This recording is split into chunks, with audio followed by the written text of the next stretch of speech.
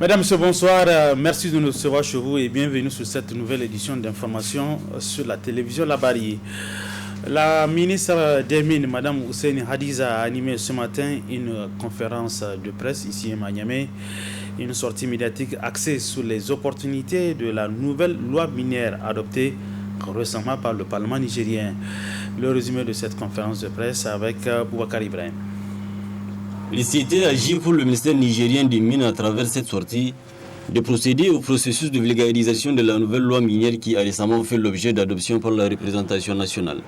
Dans cet exercice, la ministre en charge des Mines entourée de ses différents collaborateurs s'est appesantie dans une longue présentation à détailler les attributs de cette nouvelle loi en comparaison avec l'ancienne tout en précisant son apport pour l'économie du Niger. Dans l'optique de booster le secteur minier, il vous souviendra que la déclaration de politique générale du gouvernement présentée par son Excellence M. Oumoud Mahamadou, Premier ministre, avait consacré la promotion du secteur des mines dans le 6e axe d'intervention portant sur l'exploitation des potentialités économiques. Tenant compte de tous ces faits, plusieurs éléments ont motivé l'élaboration de la nouvelle loi minière. Il y avait tout d'abord le souci d'avoir dans un seul document toute la réglementation concernant ce secteur. Parce qu'aujourd'hui, ce n'est pas moins de 6 ordonnances et lois, une dizaine de décrets qui régissent ce secteur. Il y avait aussi le souci de prendre en compte les orientations de la politique minière que j'ai citée tantôt, la vision minière africaine, le règlement de l'UEMOA et le code de la CEDEAO de 2019. La nouvelle loi est venue aussi combler certaines lacunes dont décriées par rapport à ce secteur. C'est notamment l'absence de dispositions favorisant l'intégration des activités minières au reste de l'économie, notamment celle relative au développement du contenu local. La stabilisation du régime fiscal non favorable à l'État, la non prise en compte des travaux préparatoires au titre des avantages fiscaux et douaniers à accorder aux investisseurs miniers, la non prise en compte des intérêts des communautés, des zones d'accueil des activités minières et, je l'avais dit, l'absence des principes de gouvernance vertueuse, le contrôle des prix de transfert et la lutte contre l'érosion des bases imposables au transfert du bénéfice. À l'issue de la présentation, il a été donné à la ministre de se plier à un certain nombre de questionnements auxquels elle répond en ces termes. Nous avons créé aussi des facilités aux investisseurs pour leur dire « Venez au Niger, vous avez des facilités ». Et vous avez vu, lorsque la nouvelle loi a pris en compte les 4 phases d'un programme minier, c'est justement pour dire que chaque phase, c'est une opération minière et chaque phase doit être considérée dans le cadre des avantages fiscaux et douaniers que l'on accorde à l'investisseur. Ce qui n'était pas le cas auparavant. Et de l'autre côté, nous sommes en train de renouveler l'administration minière. Nous sommes en train de faire en sorte d'être aux côtés des investisseurs. Et vous avez vu le redéploiement des effectifs que nous avons fait afin d'être sur le terrain, pour être aux côtés des investisseurs, afin qu'ils ne soient pas obligés, chaque fois qu'ils ont un problème, de se déplacer, venir à Niamey, au niveau central, pour avoir les réponses. C'est dans un souci de clarté et une dynamique d'éviter toute ambiguïté que le dit ministère s'est adonné à cet exercice de vulgarisation. L'objectif de cette nouvelle loi minière est, selon la ministre, de créer les conditions pour que les Nigériens puissent mieux profiter des avantages de l'exploitation minière. Rôle des États littoraux dans la sécurisation du domaine maritime de la CEDEAO, c'est le thème d'un atelier qui a débuté aujourd'hui dans notre capitale. La formation qui durera 2 jours regroupera 30 participants. D'autres précisions dans cet élément signé Ismaël Moumouni. Structure sous-régionale qui regroupe 15 pays, la communauté économique des États de l'Afrique de l'Ouest, CEDEAO, est secoué depuis un certain temps par l'insécurité qui affecte certains de ses États membres. Comment y remédier à l'insécurité dans les ports maritimes ayant un impact négatif sur les moyens de subsistance des communautés vivant sur le littoral ou dans l'arrière-pays. Objet de ce projet, appui à la sécurité maritime intégrée de l'Afrique de l'Ouest, SWEMS. La sécurité maritime ne concerne pas que les pays côtiers, elle concerne aussi les pays de l'interland. Étant donné que toutes nos économies au niveau de l'Afrique de l'Ouest dépendent des importations et des exportations. Et qui dit importation et exportation dit port maritime. Donc il faut que ces ports-là soient protégés, mais soient protégés par tous les États, y compris les pays de l'interland, notamment le Niger, le Mali et le Burkina Faso.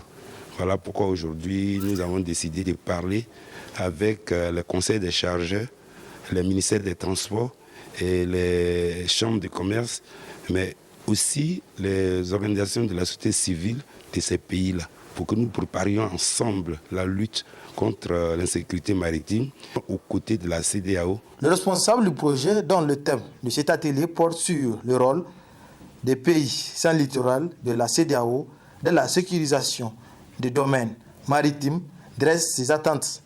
Nous espérons que les auditeurs, les participants d'aujourd'hui auront compris la nécessité de se mettre ensemble pour lutter contre l'insécurité maritime. Ils comprendront les enjeux de tout ce qui se fait au niveau de la CEDEAO, au niveau de sa stratégie maritime intégrée, qui est composée de 5 objectifs stratégiques, notamment la gouvernance, la sécurité, l'environnement marin, l'économie bleue et la recherche. Qu'ils auront compris ça et finalement, en tout état de cause, sinon en toute connaissance de cause, ils pourront se mettre ensemble avec ceux des côtes maritimes pour pouvoir lutter contre l'insécurité maritime. Durant 2 jours, ces 30 participants seront outillés sur la stratégie maritime intégrée de la CEDEAO, ensuite le droit et intérêt des pays sans littoral dans le domaine maritime et enfin les menaces maritimes en Afrique de l'Ouest et contribution des pays sans littoral à la lutte. Le ministre de l'Enseignement supérieur, Mamoudou Djibo PhD, a officiellement lancé ce matin les travaux de la 2e réunion extraordinaire du conseil d'administration de Ouaskal. C'était, je le disais donc ce matin à Niamey en présence de plusieurs invités. Le compte rendu avec Nafissatou Yaya. C'est au lendemain du 10e anniversaire du centre Ouaskal que se tient cette 2e réunion extraordinaire de son conseil d'administration. Une réflexion stratégique sur la mise en œuvre des recommandations de la revue institutionnelle, le financement et tous les points susceptibles d'avoir un impact sur l'objectif global et la vision de Ouaskal sont à l'agenda de cette rencontre. La tâche de Ouaskal est ardue. Les activités se multiplient, la vision est grande et la mission plurielle. Il est donc impératif que nous travaillions à soutenir cette noble cause et cela passe entre autres par la solidité financière de l'institution. Cette réunion est donc très importante car elle tracera les signaux d'un Ouaskal renouvelé et fort pour les 5 prochaines années et nous sommes déterminés à réussir. Le soutien indéfectible de nos partenaires allemands au fil des ans a permis à l'institution de se maintenir et d'accomplir convenablement sa mission. Nous sommes donc confiants que ce couple germano-africain ou ouest-africain se solidifiera davantage pour la lutte contre le changement climatique et la promotion des énergies renouvelables en Afrique de l'Ouest. En ouvrant les travaux de cette réunion, le ministre de l'Enseignement supérieur a rappelé les défis auxquels doit faire face cette institution avant de réaffirmer l'engagement du gouvernement à les accompagner. Vos présentes assises revêtent, de mon point de vue, une grande importance au regard des nombreux défis auxquels nous devons ensemble apporter des solutions idoines, responsables et durables, afin de donner plus de crédibilité et de visibilité à Ouaskal. Cela se traduit, entre autres, par la soutenabilité et une durabilité financière de notre institution. C'est pourquoi, en ma qualité de ministre de tutelle de Ouaskal au Niger, je peux vous rassurer de mon implication personnelle de la mobilisation de mes homologues ministres pour la cause de Ouaskal. Je reste disponible pour contribuer au plaidoyer auprès de chacun d'eux afin de solliciter et de faciliter le paiement de leurs contributions respectives à bonne date. Je me fais l'agréable plaisir de vous annoncer déjà que le Premier ministre, chef du gouvernement de la République du Niger, vient d'ordonner le paiement de l'ensemble des arriérés dus par notre pays à Ouaskal. Le ministre de l'Enseignement supérieur a enfin tenu à saluer la coopération avec le ministère fédéral allemand de l'Éducation et de la Recherche, principal bailleur du Ouaskal, dans sa mission. Et puis cette affaire qui défraie la chronique, les autorités maliennes ont arrêté des soldats ivoiriens qualifiés de mercenaires. Quelle analyse peut-on faire de cette information? Écoutons la réaction de Mohamed Bachar, analyste politique et coordinateur du réseau Espérance. Il est évident qu'on ne peut pas débarquer dans un pays, armes et bagages, sans qu'il y ait une annonce préalable et une autorisation confirmée des autorités du pays en question. Et après vérification et les documents croisés, on s'est rendu compte que la relève dont on fait allusion, qui devait être, disons, de la MINUSMA, en vérité, il n'en est pour rien, parce que tout simplement, ces éléments-là n'apparaissent nulle part sur la liste, en tout cas, du personnel militaire ou civilo-militaire, justement affecté au Mali pour aider les Nations Unies à stabiliser ces pays. Donc de ce point de vue-là, il y a un conflit ouvert entre les autorités maliennes et les gouvernements français qui, en tout cas, qui se joue par procuration à travers les organisations communautaires sous-régionales, notamment la CEDEAO, et certains présidents qui semblent plus engagés à punir pratiquement les autorités maliennes du fait de leur affirmation ou de l'affirmation de leur indépendance et de leur souveraineté vis-à-vis de la France.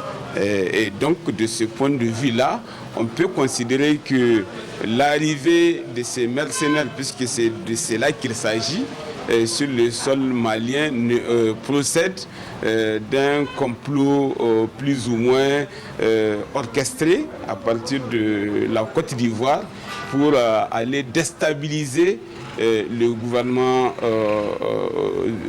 glorieux, en tout cas du Mali, qui se bat de manière permanente pour affirmer non seulement la souveraineté du Mali, mais la dignité du peuple malien et par extension la dignité de l'ensemble des Africains, parce que pour la première fois, un gouvernement d'un pays pauvre comme le Mali, du tiers-monde, comme on nous appelle très souvent, un pays des Noirs, a osé affirmer sa souveraineté, sa volonté et exiger des relations équilibrées entre lui et une puissance étrangère. Donc de ce point de vue-là, le Mali devient une espèce, si vous voulez, de plaie ouverte pour ces chefs d'État-là qui sont habitués à être des vassaux de l'impérialisme,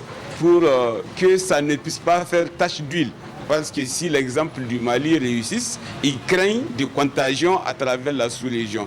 Donc de ce point de vue-là, ils sont en train de faire une lutte de survie et plaise à Dieu, le peuple malien vaincra et à sa tête justement cette équipe dynamique, donc qui sait ce qu'elle veut et qui sait surtout placer les intérêts du Mali et du peuple malien au-dessus de tous autres intérêts. Donc de ce point de vue-là, si les autorités ivoiriennes sont sincères dans ce qu'ils disent, donc le dossier doit être tout simplement transmis aux juridictions compétentes et à elles d'après.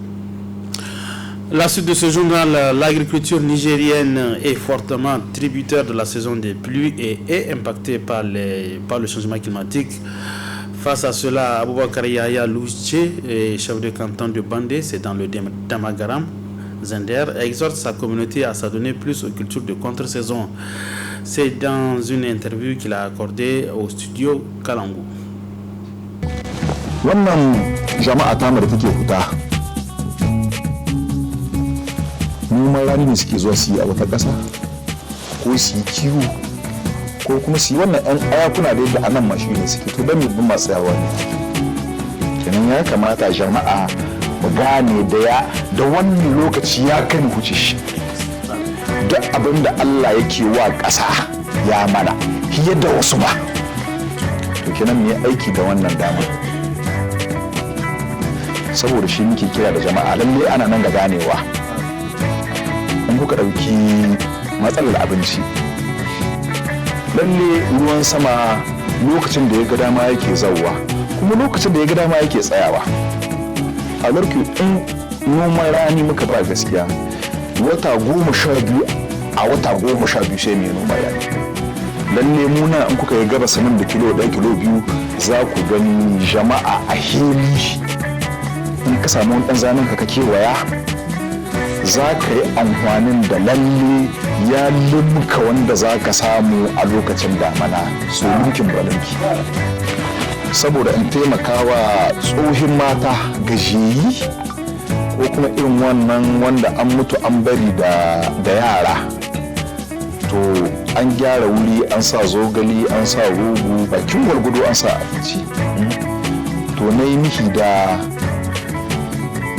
gani wanda ya cancanta da fari tunda ba a iya wa kowa amma bakin gwargwado wanda aka samu wance daga nan kan nan wurin nan naki ne amfanin na ciki in ki ga za ki saida in ki ga za ki ci da yaran ki wannan da ke take bi in dai akwai ruwa kawai taki za a nema kamar da kai zancen tallahi akwai lalle taki iri-iri akwai na bature wannan akwai wannan naman nasara kuma akwai wanda Allah zai kado da kanshi wani hazo tun da shi ma taki ne mu talakawa muna da hanya da dama dabbobin mu suna yi bayan dabbobin mu suna yi wannan shara ta gida za a tsallace muhalli kuma aka kai shi gona ko garka abin hannu ya zama fertilizer abubuwan da aka ga da za su kwasu gami ɗaya ba in aka samu dama sai a kona daga an yi toka ta kwana ɗaya ta kwana biyu ta kai a ɗauka in aka kai ta duk tahi wani taki.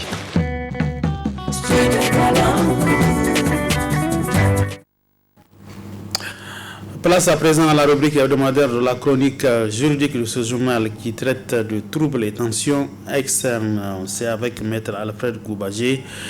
Il est juriste, il est également président du Raza Presse de IHDH. Mesdames, Messieurs, très bonne réception, bonsoir.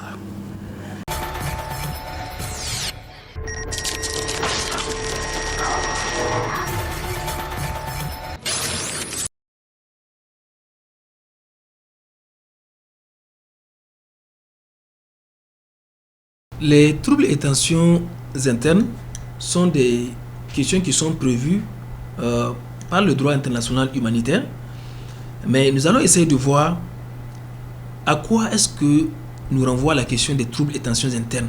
Qu'est-ce que c'est? Quels sont les éléments que nous pouvons mettre dans cette composante? Si vous vous rappelez, lors des émissions précédentes, nous avons parlé de la qualification des conflits et nous avons à ce niveau distingué quelles sont les différentes sortes de conflits que nous avons. Nous avons parlé du conflit armé international qui oppose l'armée d'un État à celle de notre État, donc un État A qui fait la guerre à un État B. Et nous avons également parlé du conflit armé non international qui, lui, oppose l'armée d'un État à des groupes armés organisés. Donc, quelle est la différence fondamentale avec les troubles et tensions internes? Quand on prend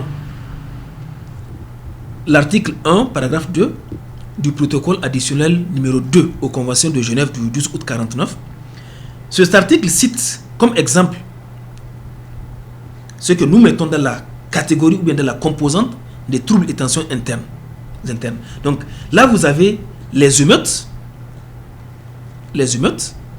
vous avez les actes isolés et sporadiques de violence ou tout acte analogue. Ces actes ne sont pas considérés par le droit international humanitaire comme faisant partie des conflits armés. À ce niveau, il va falloir chercher quelle est la règle juridique qui réglemente les troubles et tensions internes, puisque le droit international humanitaire les laisse à l'appréciation d'un autre type de droit. Donc, à ce niveau, c'est plutôt le droit interne de chaque État qui s'applique. Vous avez aujourd'hui le cas des manifestations, vous avez aujourd'hui le cas de certaines situations qui créent un certain trouble dans la société. Là, vous avez également les émeutes. Souvent, peut-être dans le cas de certaines situations, on assiste au déclenchement des émeutes. C'est des situations de trouble dans la société. Maintenant, ces situations-là, ici, sont, si vous voulez, coupées de la branche du droit international humanitaire qui, lui, si vous avez retenu ce que j'avais expliqué tout à l'heure, est sous la coupe du droit ou bien sous la coupe des conventions de Genève et de leur protocole additionnel.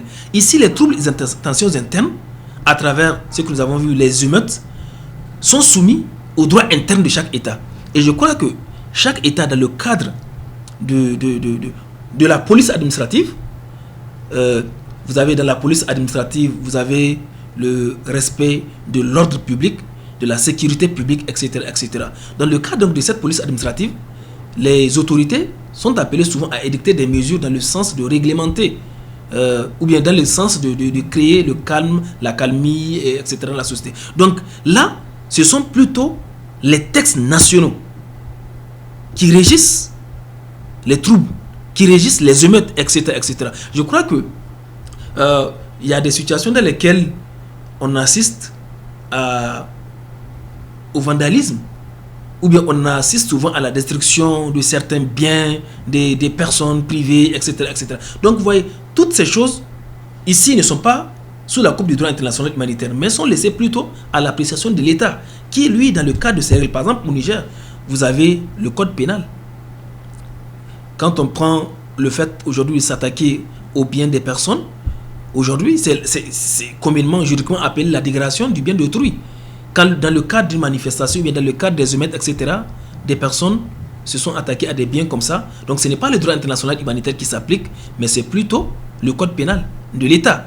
Vous voyez. Donc les troubles et les émeutes ici sont régis par le droit interne, notamment à travers le code pénal et d'autres textes que l'État lui-même a pris pour pouvoir réglementer ou bien pour pouvoir asseoir un climat de stabilité, de paix et de quiétude dans cet état. Ouais. Donc là, c'est vraiment une différence fondamentale qu'il faut opérer entre la question des conflits armés et la question des troubles internes. Maintenant, quelque chose peut se passer. Les troubles peuvent évoluer. Aujourd'hui, vous pouvez avoir quelques actes isolés de violence, des jeux de pierre, etc., qui ont entraîné l'intervention de la police, etc., mais qui n'ont pas le caractère d'un conflit armé, parce qu'il n'y a pas un certain niveau, un seuil de violence qui est atteint. Oui. Mais comme je l'ai dit, ces actes peuvent évoluer, parce que du degré du trouble et tension interne, cela peut évoluer pour aller au degré d'un conflit armé. Mais là, comme je l'ai dit, il faut un certain seuil. Il faudrait maintenant, parce que pour la question des conflits armés, il faudrait qu'il y ait, par exemple, l'usage de la force armée. Il faut qu'il y ait un groupe armé organisé sous le commandement d'un chef responsable, etc. Et qui prend, si vous voulez, une portion du territoire. Donc, on est d'accord que dans le cadre des troubles et tensions internes, le degré de violence et le degré d'organisation des acteurs n'est pas encore arrivé à ce niveau. Donc, c'est pourquoi le droit international humanitaire laisse cette question au droit interne de l'État, comme je l'ai dit, à travers le code pénal et tous ces textes-là que l'État en question peut prendre afin de réglementer et asseoir un climat de paix, de stabilité, ou bien réglementer même les manifestations, réglementer l'intervention des individus, le comportement des individus dans la société.